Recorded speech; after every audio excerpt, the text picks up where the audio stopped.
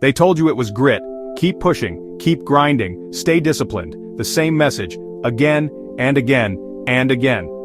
But CRIPFCnt looked deeper, and saw an equation hidden beneath success. Success equals talent plus grit plus unconscious structural placement plus head start scaling plus externalities paid by others. Let that settle. The grit was real. The talent? Undeniable. But what they did not tell you was how much of their rise came from invisible placement. A system they do not remember entering and cannot fully explain. In her widely viewed TED Talk, psychologist Angela Lee Duckworth defined success as a product of grit. Her research, supported by companies and institutions, found that IQ did not correlate strongly with success, but grit did. She also suggested that motivation, the power of why, was tied to grit. That tuned into the CRIPFCnt frequency, but not completely. Because here's the recalibration. Grit itself is a form of talent. Not applause, not effort, not motivation, talent. And it is inherent in almost everyone, just like memory, intuition, or a sense of fairness. To be gritty is to be human. Only a few fall below the threshold, most already have it, so grit cannot be the all-conquering differential, it's just part of the structure. That's why CRIPFCnt built the full equation. It is not their fault. But it is our mirror, because millions, especially in developing countries, already work harder, already sacrifice more, already live with grit, and still do not rise. Why?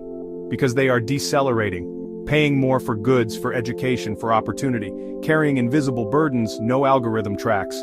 CRIPFCnt's counter-equation: struggle equals grit plus clarity plus deceleration costs minus structural placement minus scaling privileges. Same effort, same clarity, but opposite outcome. So next time someone says, just work harder, be more disciplined, ask them, did you see your own placement? Because here's the paradox. Some placements don't come from privilege. They come from the grid itself, as the other side of someone else's suffering. You were scaled by the very system that decelerated others. Their delay became your advantage, their exclusion became your opportunity, their negative externalities became your rare placement. And the irony? You still think it was grit. CRIPFCnt calls this the unconscious outlier effect. A placement so embedded even the recipient can't detect it, until structure exposes the mirror. And here's another twist the grid never teaches. Some were placed for others.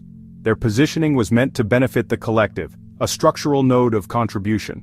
But once placed, they were captured by the very grid they could have helped dismantle. Instead of uplifting others, they began accumulating attention, applause, and abstraction. The result, the same structural placement that could have recalibrated civilization became a trap of accelerated harm. Negative externalities kicked in, not from malice but from misplacement. Their platform became a performance and their gift became grid reinforcement.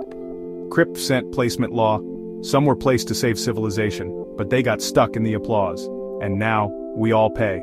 Closing, motivation's hidden structure. So when you hear, your motivation is your why, CRIPFCnt replies, but where did your why come from? Was it placed by applause or by structure? Because the why is not neutral. It's either grid-induced, born of trauma, scarcity, or status, or recalibration activated, born of placement, responsibility, and silent contribution.